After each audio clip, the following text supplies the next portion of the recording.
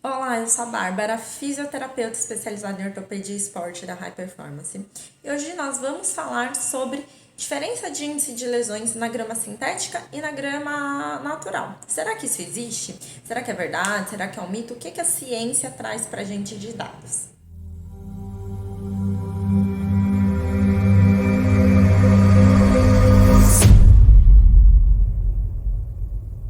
E se você gosta dos nossos vídeos, se você acompanha o nosso conteúdo, lembra de se inscrever, caso você ainda não tenha feito, ativar as notificações e também se esse conteúdo foi relevante para você, compartilhe aqui com algum amigo, alguém que vai se interessar, se beneficiar por esse tema, que também para a gente é muito importante para ajudar no crescimento do canal, para que a gente consiga trazer cada vez mais conteúdo relevante para vocês.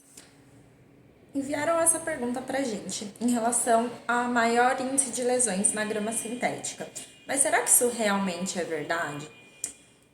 Quando nós procuramos na literatura, nenhum estudo nos dá suporte, nenhuma evidência significativa é encontrada do índice maior de lesões na grama sintética.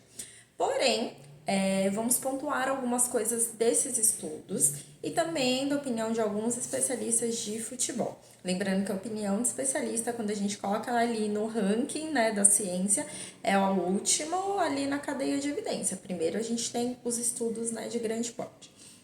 Então, pegando os estudos de atletas mesmo, de alta performance, os principais campeonatos, tem um estudo muito grande que ele realizou um follow-up por 4 anos, né, um acompanhamento dessas lesões, tanto em grama sintética quanto na grama natural.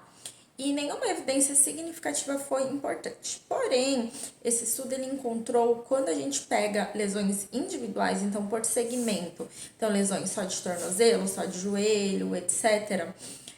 Aí sim houve uma pequena incidência maior das lesões de tornozelo nos jogadores durante as partidas em grama sintética. Isso pode ser decorrente de alguns motivos, tá? Então, por que a grama sintética, embora ela seja assim considerada muito segura, possa acarretar em algumas lesões, como por exemplo a de tornozelo? Porque, primeiro, ela tem um atrito maior, então o jogador muitas vezes ele não consegue deslizar muito o pé, tem uma probabilidade maior de ficar preso. Então, isso justifica uma probabilidade maior de entorse de tornozelo e também de entorse de joelho, se a gente for pensar nos mecanismos de lesão.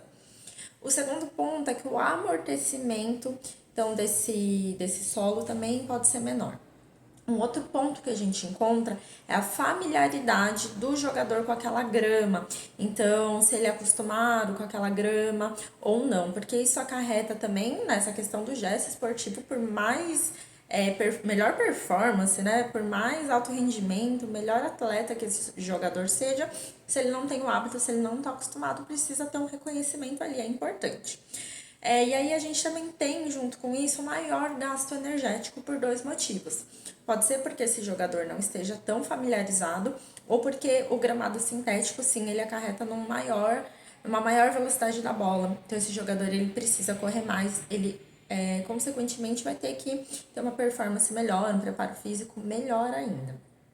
Outro ponto quando a gente fala de grandes campeonatos, né, possivelmente isso não ocorre, mas a gente pensando também em atletas de final de semana, de categorias de base, a gente pode ter falha da manutenção dessa grama. E isso é um ponto muito importante que pode sim predispor a mais lesões, outros tipos de acidentes nesses jogadores, nesses praticantes. Aqui a gente abre também um parêntese que alguns estudos encontraram que mulheres, então quando a gente fala agora de futebol feminino, aí sim as lesões de tornozelo e joelho parecem estar aumentadas, inclusive a lesão de LCA. Porém, a gente sabe que tem outros fatores fisiológicos, entre outras coisas, né?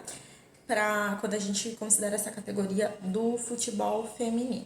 Então é isso, no geral, não temos grandes evidências. Alguns médicos, alguns especialistas do esporte, eles afirmam que sim, que acontece. Por último, os jogadores também possuem muito medo. Então, o medo também, às vezes, pode interferir em alguma coisa, de quando a gente está com medo de realizar um gesto. A gente está falando também de pressão, né, de grandes jogos. Então, tudo isso precisa ser levado em consideração. Mas, a princípio, a gente não há diferenças significativas entre índice de lesões em ambas as gramas.